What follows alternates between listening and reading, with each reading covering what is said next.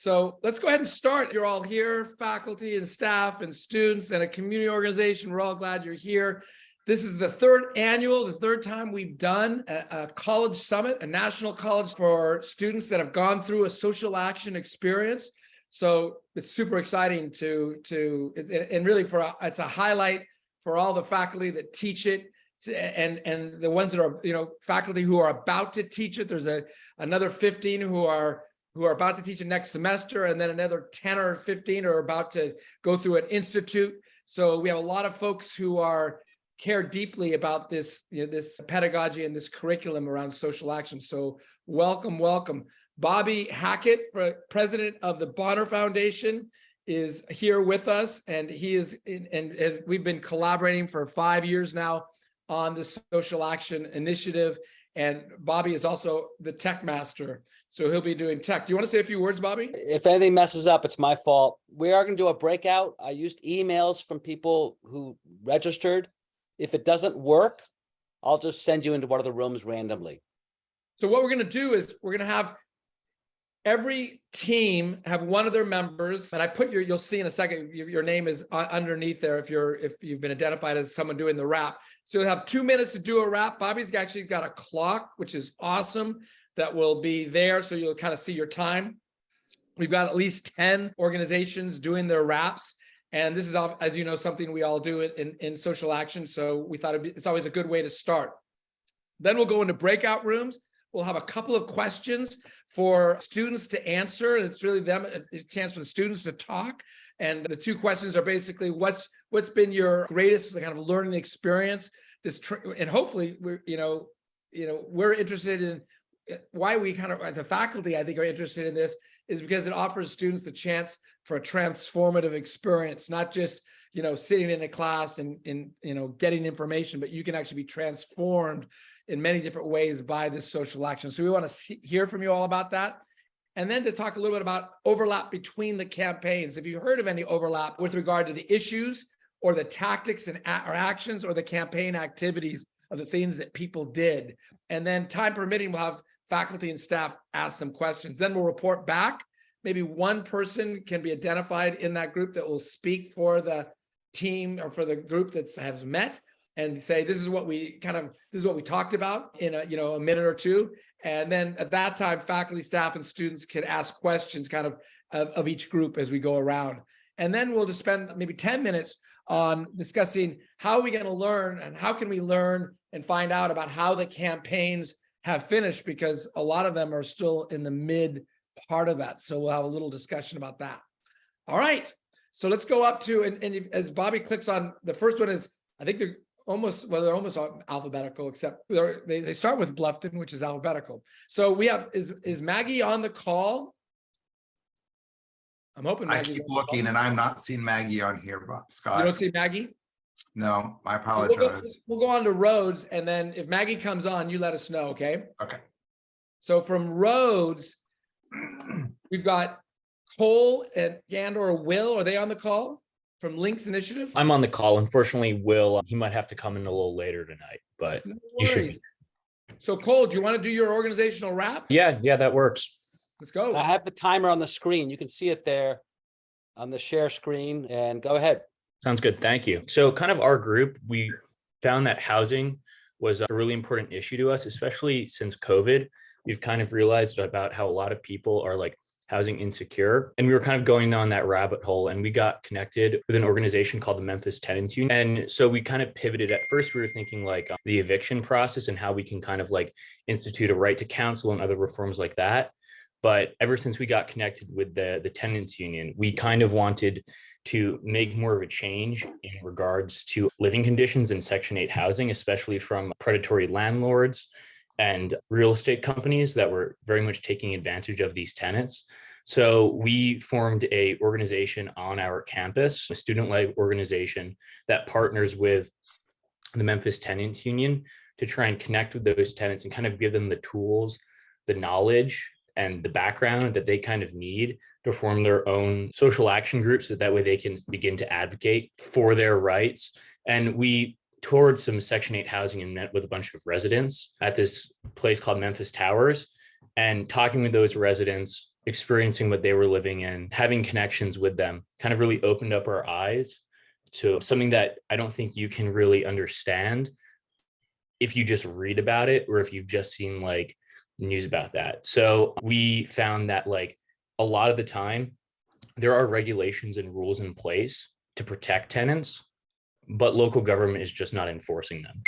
So that kind of led us into like, okay, like we need to start looking at a power structure and meet with people like district attorneys to kind of like bring that process forward. All right. Thanks so much. Appreciate that. Thank you. From someone from Rhodes Students for Payday Lending Reform, Alexa or Annie? Yeah, hi, my name is Alexa. I'm not sure if Annie's going to be able to make it, but you got me. Perfect. Go for it. So I am representing the Rhodes Students for Payday Lending Reforms, and we were able to partner with the Hope Credit Union and the Black Clergy Collaborative of Memphis to target the predatory nature of payday loaning practices in Tennessee. So for anybody who's not sure what a payday loan is, they're short-term, high-interest consumer loans repaid on the borrower's next payday. So one of the reasons why we were focusing on this in particular is the high rates of minorities who get turned and have, the minority communities are highly and disproportionately affected by payday loaning practices. So the deliverables that me and my campaign came up with was not only the stakeholder map and the power analysis, but we were able to look at the practices of Kentucky and Arkansas and other states that were able to make impactful policy decisions that combated the predatory nature of payday loaning practices. We were also able, through my partner Maylin, to get testimonials from the Latinx community. We were able to turn these surveys into an online platform where we were capable of getting demographic and community-led testimonials about the attitudes and understandings of payday loaning practices. So we worked with the Black Clergy Collaborative of Memphis, and we're able to go around to community centers, colleges, and other financial institutions in order to pass out flyers that instructed about payday loaning alternatives and also just general information about payday loans. Yeah, thank you so much. That's our project. Thanks so much. Students for Free Hearts, and we're just getting, this is just again to give us an overview of what's happening with the students and their campaigns. And then when we get in our groups, we'll have more chance to really dig deep about the learning experiences. So this is just an overview of all the campaigns. So Haley, is Haley on the line? Yes. Hey, Haley. Hi. So Students for Free Hearts, we are working with Free Hearts, which is an organization working to help incarcerated people and their families or previously incarcerated people. Our main focus for the semester was passing Amendment 3 in Tennessee, which just basically removed any language allowing slavery from the Tennessee Constitution. We've primarily focused on like voter registration and information about Amendment 3 up until November 8th when the election was. Amendment 3 did pass, which is super awesome. And so now, or for the future, it's like a transition to focusing on clemency powers and getting back voting rights for people who have been incarcerated in the past. So the hope is that we will continue to work with Free Hearts and people from other colleges like the Vanderbilt Prison Project and people from UTK to create a student leadership that continues with Free Hearts and help them. Right now, they're now working on bills, getting bills passed, and also working on contacting the governor about increasing clemency powers as well. Thank you so much, Haley. Appreciate it. And then Piper. Hi, I'm Piper, and I'm representing Link's Walk and Roll. So our name is kind of a play on both what we're working for and Memphis. As some of you may or may not know, Memphis is a city of blues, but Memphis also has a super huge pedestrian unfriendly crisis. We're a really automobile centric area, which makes it really difficult for people to get around, get to work.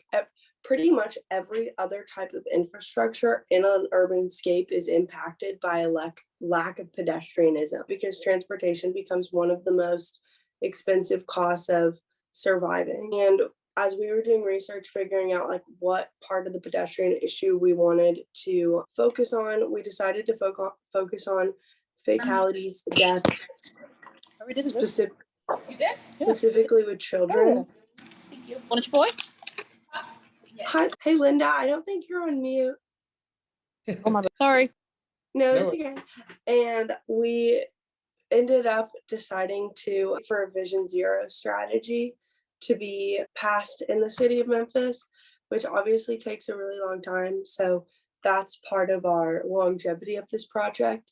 And our short term is that we started printing out flyers that have a petition advising and informing people about what Vision Zero is, what it means, and we pasted them all around the city with art for memorials. So we went to places where fatalities had happened and we put painted broken bikes there and memorial like plaques.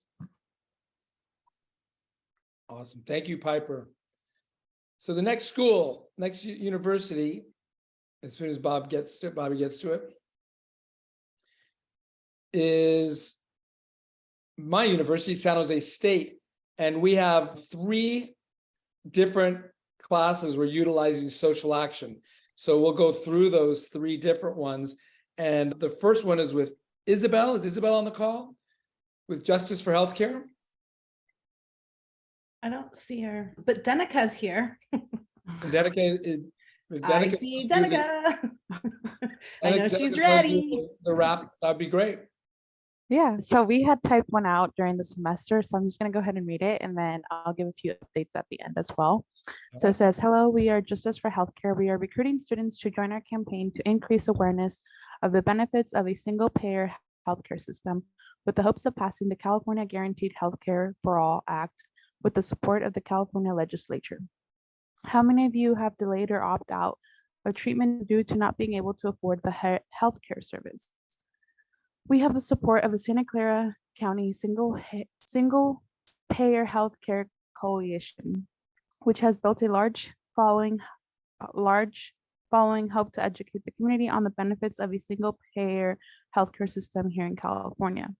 Did you know that in 2022, California Healthcare Foundation survey reported that about 49% of Californians skipped or postponed some type of healthcare in the last 12 months due to cost?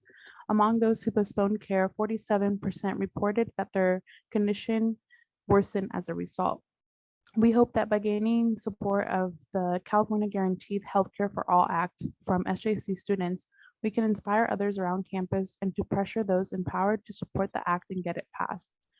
Can you join our meeting today or sign our petition? Justice for Healthcare meets at the Student Union or on Zoom to answer any questions, discuss, or debunk misconcepts of the California Guaranteed Healthcare for All Act. And then we also had designated communication coordinators, so we had provided their emails and phone numbers.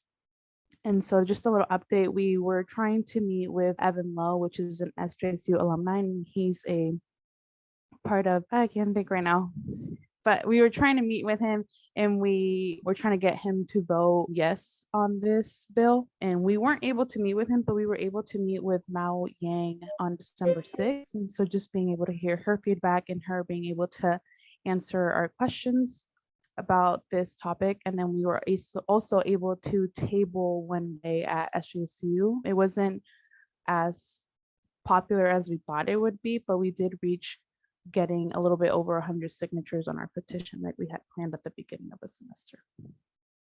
Thank you so much. I'm not sure if anyone, I got nothing from SJSU Happy Minds, but I'm not sure if they're on the call. Is that? No? I don't see him. Okay, so let's go down to Students Against Mass Incarceration, Sammy and Kat. Want to do your organizational wrap? Yeah, I'm gonna do kind of the same format as Denica. Do I start right now? Oh. Okay, gotcha. So hello everyone, I'm Kat and I'm from SAMI. We're Students Against Mass Incarceration. Our group was working to reduce mass incarceration in our own county, Santa Clara County. We were trying to do that by trying to stop a new jail from being built in San Jose and instead advocating for mental health services and substance abuse services. Something a lot of you may already know is that the US incarcerates more people than any other country in the entire world. California alone has a budget of $17.3 billion for the criminal justice system in 2021 through 2022. Something that Sammy's done in the past is that in 2018, Sammy got Santa Clara County to clear 13,000 cannabis convictions, and those individuals no longer have a record of that conviction. In regards to our own county, what we're demanding is that the Board of Supervisors stop construction on the new jail and use the $747 million budgeted towards the jail towards a new mental health facility and reentry services. We're also demanding that a mental health crisis line that does not involve law enforcement, called Trust, be separated from the county's current 988 mental health crisis line, which sometimes involves the police. In addition, we want any caller that calls 988 the line and requests Trust to be transferred directly to Trust, so they have that option of having the non-law enforcement line. It definitely makes sure that their experience is a lot safer and easier on everyone overall. So just kind of a quick update on our campaign. We did have our last demand met of having that separate line. And the way we went about our campaign was we mostly focused on trying to build power through aligning ourselves with other community organizations currently working on the issue, and then aligning ourselves with organizations in our school itself who were interested in similar things and who were willing to work on that together with us. Awesome. Thank you, Kat. And that's an image from their press conference. All right. So the next is Anthony. Anthony, Students for Fair Housing. Hello. Do you want me to start now? Yeah, go. Just waiting for the timer to show up. Yeah, right. It's coming. Go for it. All right, my name is Anthony Fan. I'm with the Students for Fair Housing at San Jose State University. The issue that we're working towards is a solution or a measure that provides equal and fair grounds for people to fight eviction proceedings. The problem is that rent is getting higher and higher, Rob. While our jobs and wages stay the exact same, and many people do not know the small little intricacies of eviction proceedings. Many tenants who actually go through an eviction proceeding do not show up to court because they don't feel as if they have the means or the information to fight it. And this is a problem, especially in our community of San Jose, where English proficiency is not at the highest levels and people aren't that experienced with the legal processes. What our group is trying to do is demand our city council to allocate funds for a right to counsel program that allows guaranteed and free legal representation.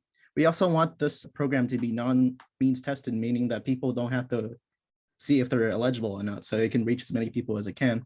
We're modeling after demands after San Francisco and other numerous states and cities who have done the exact same thing, so it's not a radical idea. Cities with the right to counsel result in more tenants staying within their house or at least asking for more favorable settlements so they can work out their situations. We've managed to begin the conversation with some of our city council members, and it has actually been a consideration for them for quite a while now. But with the recent midterms and change in seats, it's fallen off of their priorities. We were allied with multiple organizations such as Destination Home, the Asian Law Alliance, Affordable Housing Network, Home First, Somos Mayfair, and Sacred Heart. Our plans include moving forward and contacting as many organizations so we can to build solidarity and to demonstrate our power to city council and make right to counsel a higher priority for them.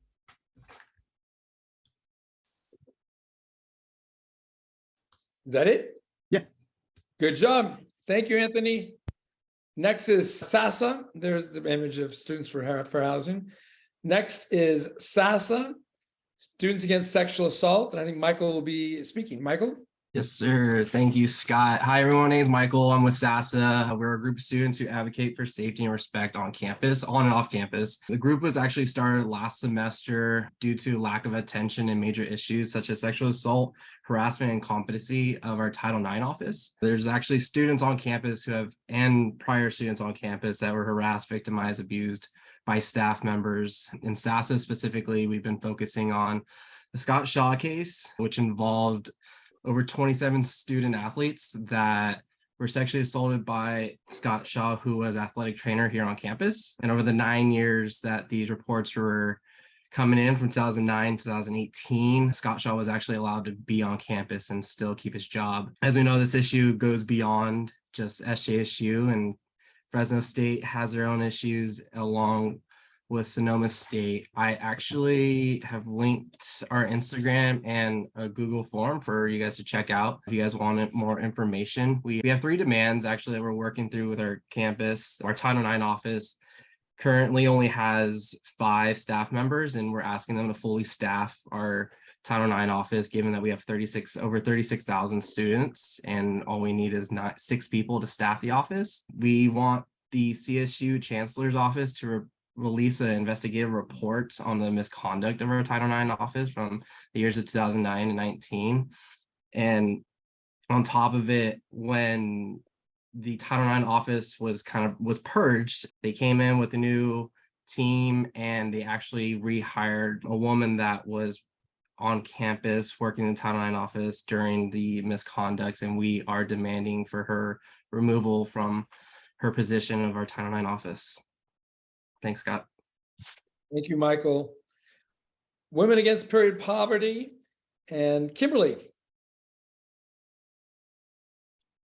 Hi, my name is Kimberly, and I am part of the Women Against Period Poverty. Our demands are pretty simple. We're demanding that SJSU provides free period products in every restroom, regardless of gender.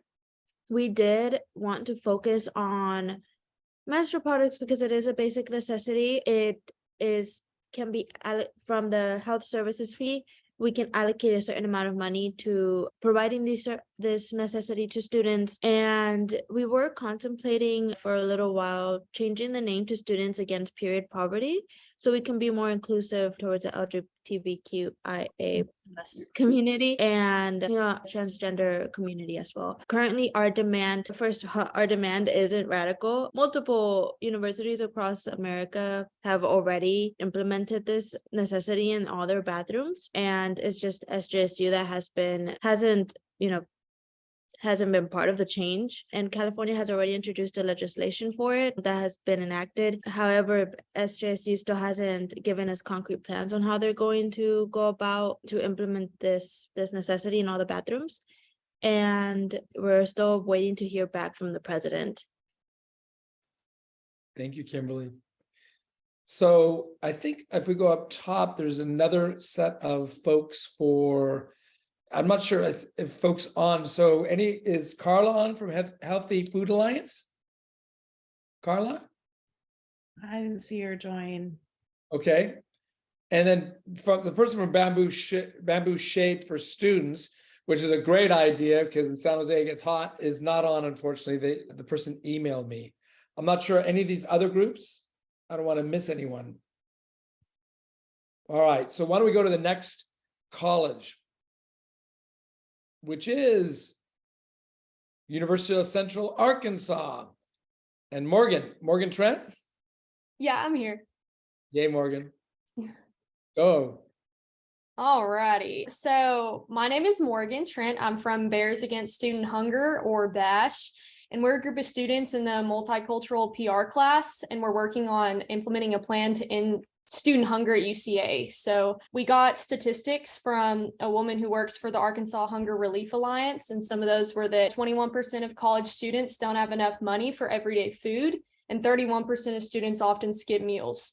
So we proposed to create a meal swipe donation program to combat student hunger on our campus. And through that, we were asking students to provide support by signing a petition and then emailing a certain faculty member to try and get our message across and to look into the possibility of creating a meal swipe donation program. So we also created an Instagram and then an email, and you can see one of the pictures is from a tabling event that we did, and we got 175 signatures or more, and it was a really great way to communicate with students, and we were really excited about it. So that's about it. Awesome, thank you. And we have one other college from Hiram, and it's Team Mental Health. Aaron, are you here? Yes, I'm here. Awesome. All right, so hope you guys are having a great night, great day, and I will be talking about my group's topic of athletes with mental health. So for our organizational wrap, we have talked with my group as well as with other students about the problems with like athletes with mental health with mental health brings a lot of stages to like others, like to other athletes and non-athletes. So we try to set up like our demands and so forth of wanting to set a athletic lounge at the Coleman Center to help with athletes. It's like to take time off from sports and hang out with people that they care and hang out with their friends. So like it comes like helps with their minds, so they don't have to be worried about stress, because sports can bring a huge toll for athletes that lead to mental health and so forth, which are our idea to try to set events as well for mental health, for events for athletes and non-athletes, and sending poster flyers around campus as well, which me and my teammate Kevin Beans are going to set flyers around Hiram College, set up main events, sending it with me to other coaches and athletes about of mental health and so forth, and hopefully that our campaign can spread for awareness for the Hiram College as well as other schools, which I will try to do with other schools such as like Kent State, which is close to Hiram College, as well as Lakeland, that is close to my area in Northeast Ohio, to bring awareness to it for our athletes that have gone through it. It will be a huge challenge, but at least a huge goal for others as well, for non-athletes who have experience in playing in sports and the time they'll have to leave due to the mental health problem that affected them, which many people went through because of COVID, as well as like during the times that happened. But other than that, we hope that our campaign can bring as well as good awareness and hopefully reach our goal. And which for our demands, we try to form into the lounge at the Coleman Center, as well as to set up a sports psychologist, which we have one, but we will try to hire many more as we can to try to help with athletes. Awesome. Thank you so much. Anyone from from Miami University? From any of those 4 groups that are here or there, it was up on that sheet? I don't see any. No one, Ann? No. Okay. Awesome. So first of all, like everyone, yay, congratulations, awesome presentation for the students. So if you want to go, can you go over to the sheet, the agenda? Yep. That would be helpful. So if you go over the agenda, and what we're going to do now is we're going to break out in rooms, and we want to hear from the students, because that's kind of, that's the quick organizational wrap that many of our student organizations do when they're out tabling and talking to student organizations or student classrooms or, classrooms. But we want to get some, provide some more depth. So we've broken you into groups. Bobby's going to do that. If you're not in a group, and we'll put you in a group, but these are the questions. We copy those over and put them in the chat so everyone sees them, Bobby? Yep. Is that possible? Yep. Yep. So Bobby's going to do that now. And then, so it's these 2 questions. What has been your greatest learning experience? The students, and maybe, for the students to speak about that. And then did you hear when the organizational wraps were given, were there overlaps between the campaign issues as well as actions or tactics or activities? And then after that, if the faculty and the staff want to ask some questions of the students, awesome. And then maybe have one of you report back what you talked about, and we'll come back in maybe 20 minutes. Sound good? Great. Okay, so we're going to try this. I tried to pre-assign the breakout rooms. We'll see if it works. If it doesn't work, there's going to be 5 rooms. If it doesn't work, we'll shut it down, and then we'll start from scratch and have it go random. So I'm going to do the breakout rooms now. Every room, we want one person to volunteer to take to be the person to report back out your conversation. So here you go. Awesome.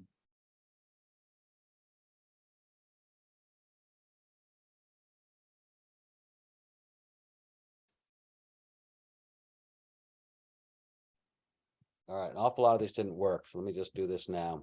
Okay. And then Bobby, did you post that so people have it? Let's see. I did. Awesome. Thank you.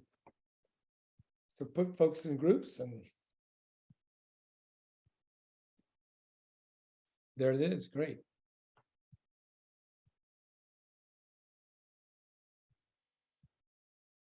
Pedro, we're trying to get in your group. Yumara. Danica, hopefully it's happening soon.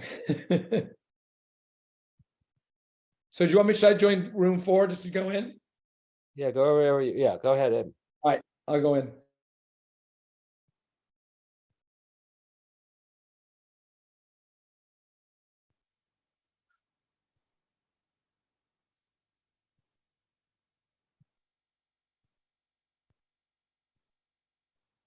Sorry for this, guys. We almost got you all.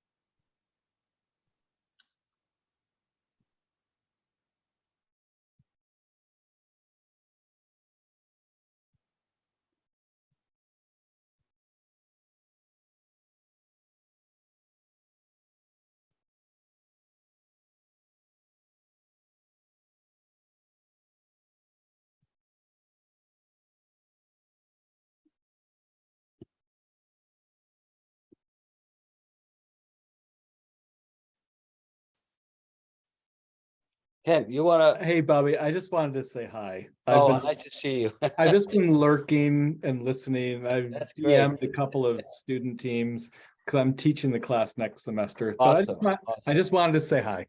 It's very nice to see you. All right, bye. I'll talk to you soon. Yeah, be well.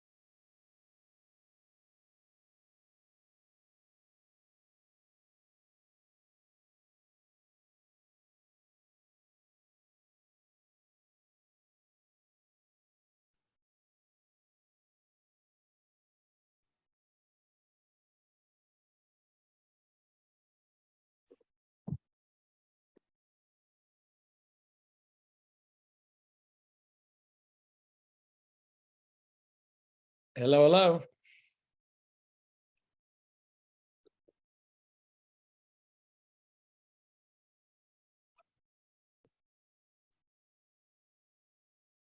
Scott, I think we're all here. We're all here.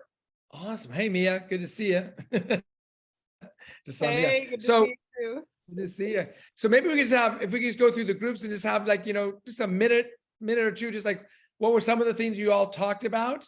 And I don't have that list, Bobby, like the group one, maybe group one. Yeah, I have a sort of a list. So the group one had Haley, Jolynn, Kristen, Vanessa, Sarah. Awesome.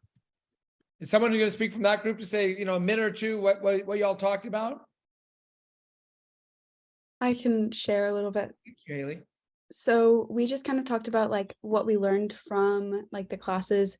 The other students were saying that they learned like how to effectively organize and work with other people in a group, and like what skills they can use to carry forward, like in not just like necessarily social action, but in other group work too. But also like it really helped understanding how much power they have as students and as people to create change. I was saying, I realized how important it is to like reach out to other resources. Like you don't have to take on all these big tasks yourself. Like, and like, I realized I had more connections to like organizations than I thought I did, which was super awesome and helpful in the end. And then we were talking about how a lot of us use like tabling as a resource at our schools, like outside of I did outside my dining hall. And it was just like a really good way to reach out to students and get information out there. Awesome. Thank you so much, Haley. What about group two? Who can say maybe just a minute or two of what group two talked about? Who's group two, Bobby? Yeah, go ahead. Chris. Yeah, I was group two. So, and one thing we talked about for a while actually was the word demand at San Jose State. We use the word demand, and how you guys are from Arkansas and Memphis, and how the word demand comes off very strong when speaking to targets, and how you kind of have to gauge the room, but also like, we're here to make a change, we're not asking. And so that was a conversation we talked about for a while. It then talked about a little bit about recruiting on campus versus off campus, and how, what really helps your campaign is the people that are living in the issue and still having people outside of the issue and getting that perspective and kind of coming cohesively together. I think that sums up the 20 minutes kind of. Awesome. Thank you, Michael. Group three. So there's Jessica, Kat, Ruth, Juan, Linda. I'm laughing at Walt's comment. If you look at that, maybe we'll talk a little bit more about that. I just shared it with you, Scott. So. Yeah. Maybe we'll talk about that for Ariel, who's about to start teaching. I've had that experience. Nothing's ever happened, but I've had the experience too. Group three, I'm sorry. Who is that, Bobby? Well, it was Jessica Fernandez, Kat Adamson, Ruth Kutcher, Juan Vela. Yeah. Juan. I know Juan. Anyone want to go from that group? I can if no one else. Yeah, go. So what was unique about our group is we had only 2 students, both from San Jose State, and they initially discussed kind of some of the setbacks or some of the challenges they face. We talked a lot about pizza, about if you feed them, they will come, for tabling purposes. And we had a really good discussion about the students' mental health and how they safeguard themselves when dealing with the heavier topics. The 2 that we were discussing is mass incarceration and sexual assault, specifically on campus, and kind of what they do as students to make sure that they're, okay, and so they can go out and do the work. Powerful. Thank you for that. So I was in group 4, no one wanted to speak, and we had 0 students. It was just all faculty and staff. And I think what we talked about was just how powerful the students were, and that they were knowledgeable about supervisors, and they and one thing I said in the group was that during their presentation they had multiple supervisors up on the screen, and most students would not know. In fact, most residents or democratic citizens don't know their supervisors and who they are, but our students that have gone through the experience know them, have tried to contact them, have met with their staff, and sometimes met with them, and that how that is, part of the, empowering experience. And then the other thing we talked about was working at the local level, which a lot of our projects were, and then thinking about how to work regionally and nationally, and if that's possible, and how could that be possible. And we brainstormed a little bit. I shared a little bit about, I think that's one of the reasons we're doing this kind of work of bringing us all together, is one, to be inspired by each other, but also to see, if the student groups want to work together, even regionally on some of these, because some of them will take regional or national responses. So that's what we talked about. Group 5, who was in group 5? So Mia, Peter Woodson, Aaron, Casey. Awesome. Nika, Piper, Anthony, Alexandria. Wanna go from that? Yeah, I can speak for us. The biggest thing that we were mostly talking about was just the struggles that we had primarily with either our initiatives always changing, our targets always changing, or when it was difficult to pinpoint who exactly had the main source of power. We all agreed that bureaucracy is very hard. It was difficult communicating with people because sometimes we would just engage in long telephone games where we would contact one person and they tell us to contact someone else. That would go on and on and on. And sometimes we found success, but it took a lot of time for all of us. Yeah, another thing was finding out who had power, because for Ali's situation with SASA, there were many organizations and many groups involved, and sometimes it was a headache working with the two, but it was also hard figuring out who they had to go to specifically for like different points to their issues. And Piper actually shared a very good representation of how to view power, and it was viewing power as a pyramid, as a title with beams of respect from different groups of people, with legitimized and created the power that they hold. And sometimes to take someone down from power and like to ground them to the same level required dealing with those beams at first. Thank you. So that was it, right? That's all the groups, Bobby? Yep. So maybe we just have some time if faculty and staff or the students want to ask questions, but the faculty want to, and staff want to ask questions of either individual students or just kind of raise questions for us to think about. It would be great. So this is the time we have for questions. Go ahead, Kimberly. Yeah, I was just wondering because one of the students said that they weren't using Scott Meyer's book. How did the students go about organizing themselves in a way that's like efficient? Because I definitely believe that the book Change from Dr. Scott Meyer-Supton was like a really helpful book on how to like efficiently organize within a semester that you could see like an impact already. So I was just kind of wondering how like staff have helped student organizations, if they've recommended them the book or if they went about it in a different manner.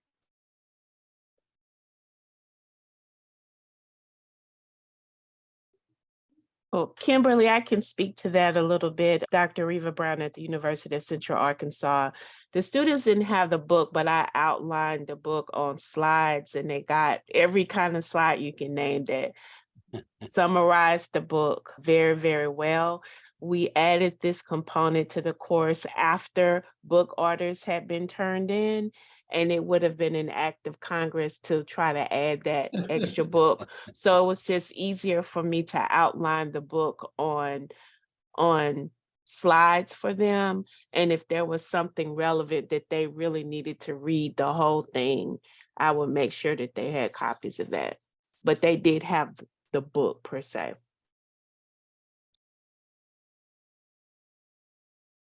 Other questions or thoughts? How does it make the people who are about to teach it, because I know there's several folks on or about to teach, feel, or about to go to the institute? So Scott, Ann has her hand raised. Good, Ann.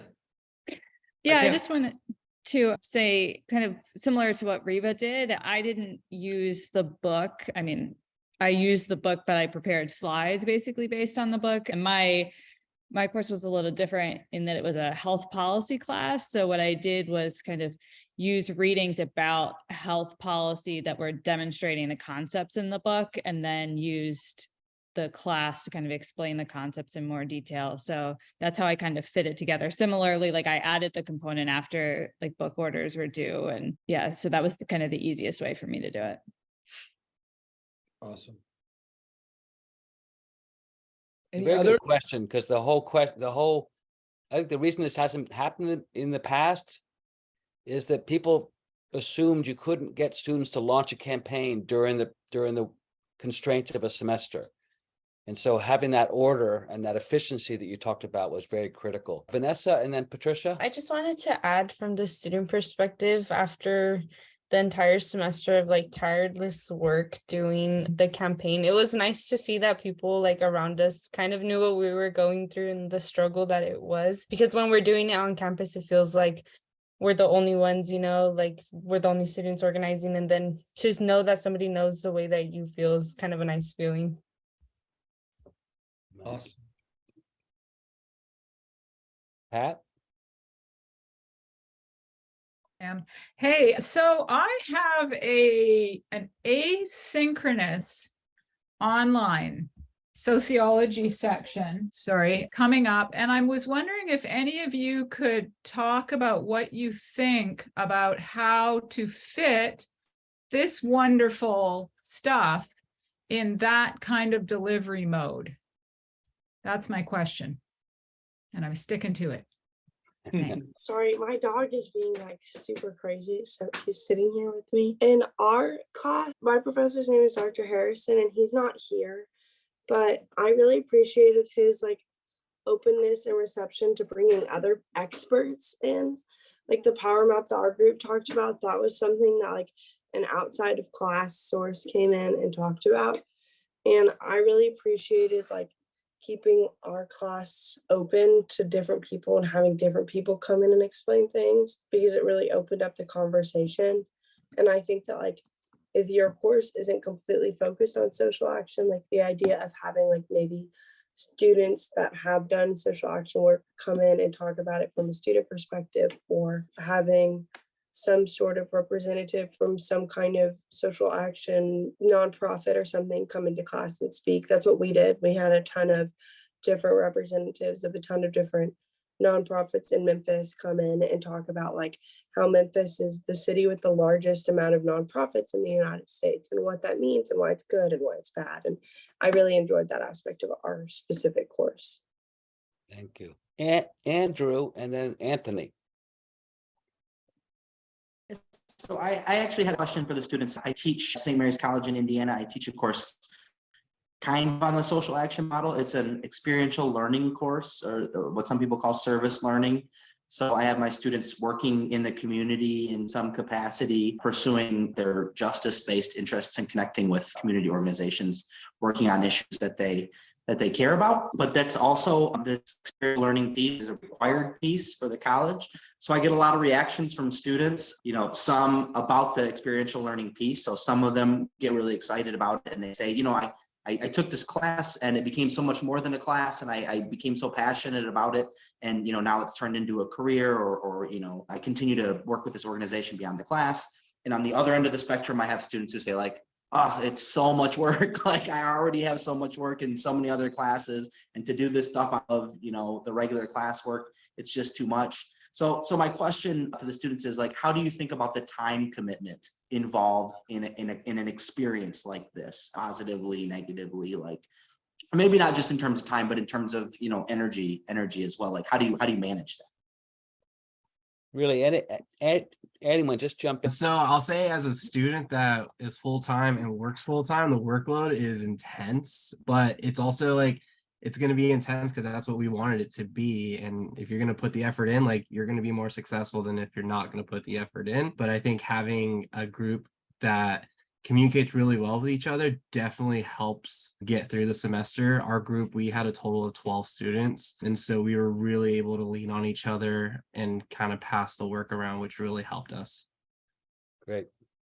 I would say that, like Michael was saying, if you don't have a group that is like the most responsive, or that is also kind of struggling to balance everything, because when you enter the course, you do know that it's going to be a lot of work, but you don't necessarily understand it until you're actually doing it. I I have mixed feelings on both. I will say that I was working a lot of hours while I was throughout the campaign, but then I realized I just couldn't. And I mean, just in general, being a student is very hard if you are independently living. Yes, it is a lot of hard work. Your students are going to hate you for it. That's no offense, Dr. Scott Myers. It is going to be a lot. And now reflecting back, because we ended today on our finals. Would I take it again? I don't know. But the knowledge for sure is something that you could definitely transfer to a lot of areas in your life. And it's like, you sometimes you just kind of have to push students to their limits in order for them to be appreciative of what they're learning, even though in the moment they don't necessarily are going to thank you for it. Later on, they're going to appreciate the knowledge that they gained. It's a unique experience that I believe students should have more opportunities to do so. They won't necessarily take it. You kind of just have to push them to it. But yeah, it's definitely something that I would say you're going to get a mix of both. It's going to have its pros and cons, but I think in the long run, it would be very beneficial to a whole lot of communities. Thank you. Anthony, go ahead. Oh, I had two comments. One was on the current thread that we're talking about. I think it definitely helped just being thrown into the fire, because before this, I did not know any of the things I know right now. I didn't know how to navigate these various systems or like get into contact with my representatives or who they even were. I think a big part of it was definitely that Scott, through the entire method, was like very approachable. He always gave us recommendations or like direct ways to contact the people that we wanted to, or like other things that we could look into that we didn't know about. And the second thing I wanted to talk about was something I brought up in my small group. For our group specifically, Students for Fair Housing, it was very beneficial for us to be connected with a local nonprofit that was already engaged in the issue that we were dealing with, because a lot of the times them being an established member of the community gave us a lot of credibility and ways of getting our foot in the door with a lot of people that wouldn't like talk to us the same way if we were just a group of students. Interesting. Thank you. Sabrina, and then Kat. Hi, yeah, I just wanted to jump right in. I'm in the same group as Michael, and I really learned a lot in this class because coming into this class, I had no idea what I was signing up for. Like, I was a part-time behavior technician, so it was really rough for me finding time. It was rough for everyone in our group because we have a relatively big group, so having in-person meetings was really difficult, but we all tried to make it work, whether it was Zoom or having 2 different group times to meet so that everyone can still be included. I think it was really a really important factor that we were all very collaborative and communicating, whether it's reminding each other to, do some homework or reminding each other we have stuff we need to discuss. I think having that connection and bond with the group mates made my experience so much better because I'm not usually the type to make friends in class, and I feel like I made a lot of good friends in this class and I really care about our issue. And yeah, I think my experience in this class was relatively good. It was a little difficult, but we worked through it. Nice. Thank you. Kat. Yeah, so I just wanted to talk to the point. I think it was Pat that was talking about doing this in an asynchronous method. And as difficult as I think that would be, I do think it probably is pretty doable. Our organization had really good luck using social media to further our issue, not necessarily with the supervisors themselves, but kind of to build ourselves some community power. We really had good luck connecting with other organizations who were working on similar issues or had similar passions, who were down to talk to us through Instagram and interested in sharing our flyers. And I know that social media is a really good way to spread petitions. So if your students are interested in using Twitter or Instagram for that, that's another good way to spread things around. And ultimately, most of our stuff that we were doing on the daily was emailing people, calling people, going to online meetings for local government. So we didn't actually have to go off campus more than a handful of times the entire semester, even though our action was not within the campus itself. It was a local government kind of issue. So I do think it is still very doable. And then one thing I definitely would want to recommend is urging your students to use Discord to try and recruit people. We had phenomenal luck with our Discord server. There was not a lot of people on it. was about 10 people. But our email list, all the people we got to sign up for our emails with tabling, they were not super responsive to us. They didn't typically respond to our emails. I think they were reading them, but they weren't responding. Whereas if we put something into our Discord, people responded. They were sending us news about issues. They were asking us to jump onto other things. They were seeing if they could, get us to collaborate with them on their own issues. So I don't know what it is about Discord, but that was a really effective online tool. Wonderful. Joe might have had, Joe, did you have your hand up and have a question response for that for Pat? Yeah, so I taught an online asynchronous 8-week class. We are in our last week now. So it is doable. I'd say we successfully had that class and had 3 campaigns that were very good. I think to speak to some kind of different aspects, I think the ideas, Kat, that you shared are all really helpful. Because of our 8-week constraint, that's clearly not a long enough time to carry out a campaign, as a semester is also not long enough, or a much more challenging timeline. But so in our class, students didn't actually carry out the campaign. They designed a full campaign plan that was like ready to launch, but that made it more manageable within that context of having people in different locations and maybe not on campus. I'd say another consideration is not having the opportunity to have in-class conversations where you can talk through the issues and where students are out in the campaigns. And so I ended up structuring a lot more written revisions. So I'd say from a teaching feedback perspective, I think like sharing revisions into assignments is a key piece to be able to have that exchange with students as they develop their ideas and provide feedback. But I do think it's possible. And I guess if it's an asynchronous class, giving them, the information up front that you will have to work with other people in groups. My students didn't know that in advance, but they were really invested and excited about the class. And so they did a really great job of coordinating within their groups, but that was definitely a surprise. But this was also a brand new course, kind of added more last minute. So they didn't have that kind of warning in advance, but it worked out. Mark, did you have your hand up? That's not, Mark had his hand up. I was just thinking, because I know we only like 5 minutes, not 10, but maybe what we could do on that last question is we all have access to Mural, is that if we'll leave that up until you can access it. And what if the students put their Instagram next to, so we could follow what they're doing, if you're interested in the various students. How does that sound, Bobby? Perfect. Seems like that. And I was just thinking in our last 4 minutes, we could just do I always think it's a good way for a closing, just one word about what you thought about today's experience, one word. And Bobby, maybe you just go through the list. Yeah, and if anybody wants to add anything, just on the side here, you can click on the sticky notes or just double click next to it and you'll get a little sticky note. You can zoom in and type your Instagram or whatever the link is you want to put there. Thank you. Maybe Bobby, just do one word. We just got to go through the group fast. All right, so I'm going to call 3 names. Just try to remember. So Kat, Peter, and Sabrina. One word. Kat. Interesting.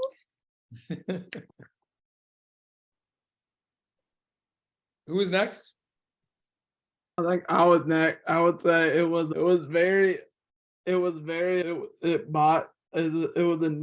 new. New. All right. Sabrina. You there, Sabrina? All right. So I am sorry. I just got home.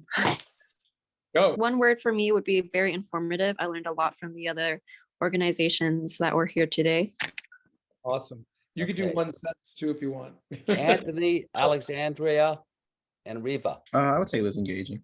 If I had to pick a word. If I could pick a word, I would say comforting, knowing that we all kind of struggled, if that makes sense. Encouraging. Great. Stephanie, Danica, and Aaron.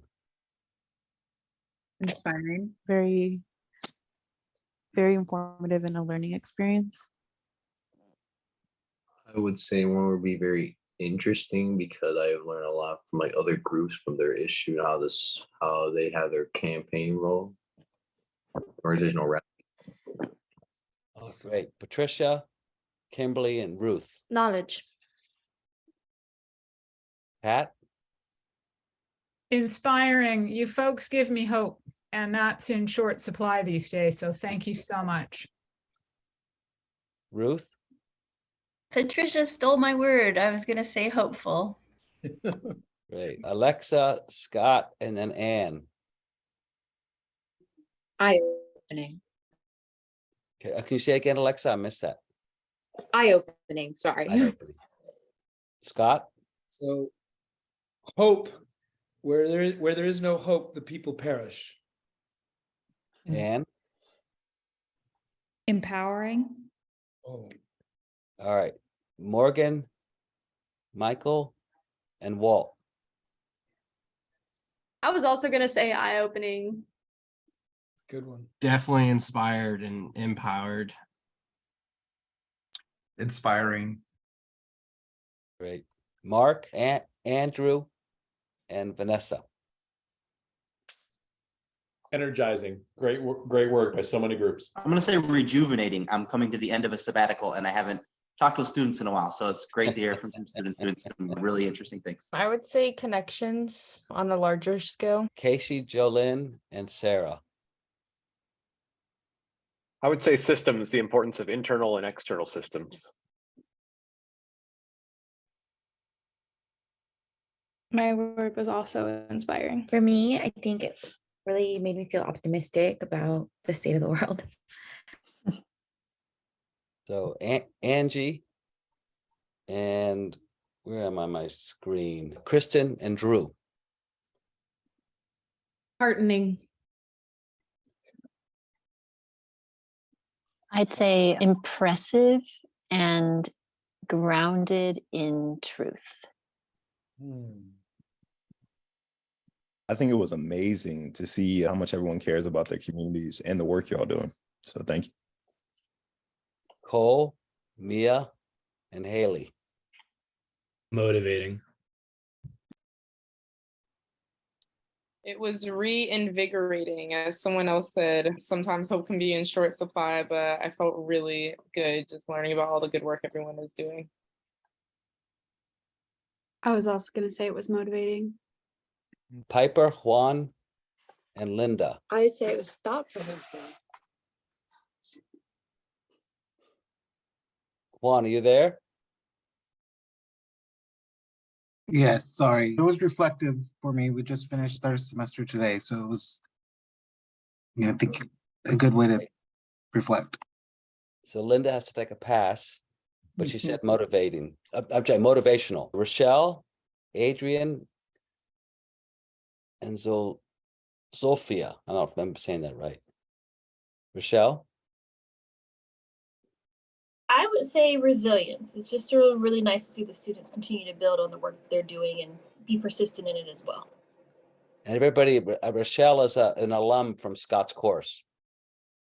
And Pedro is an alum of Matt Agendian. That was crazy, right?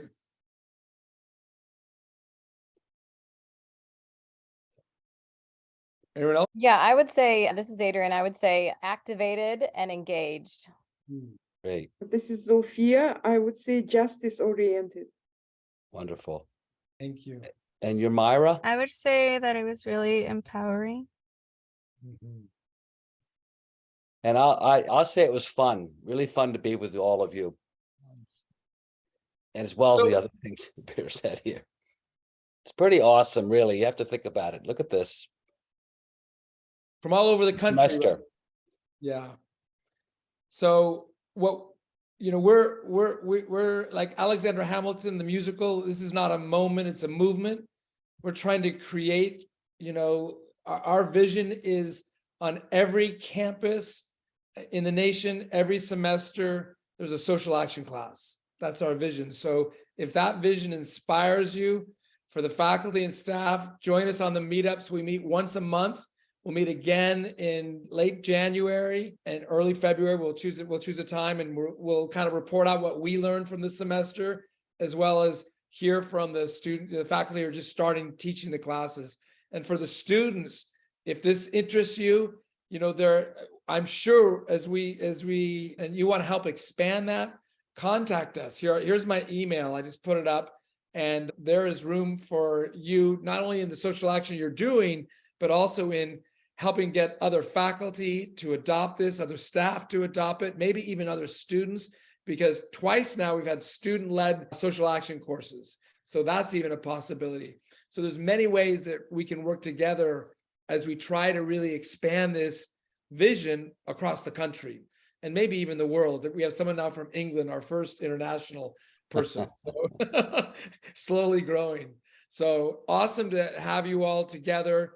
Really inspiring for me, and I know Bobby too. You want to say any last words, Bobby? No, just thanks a lot. And we look forward to seeing you guys again soon. Congratulations on all those, on that class you just took. Yay. Be well. We'll be in touch.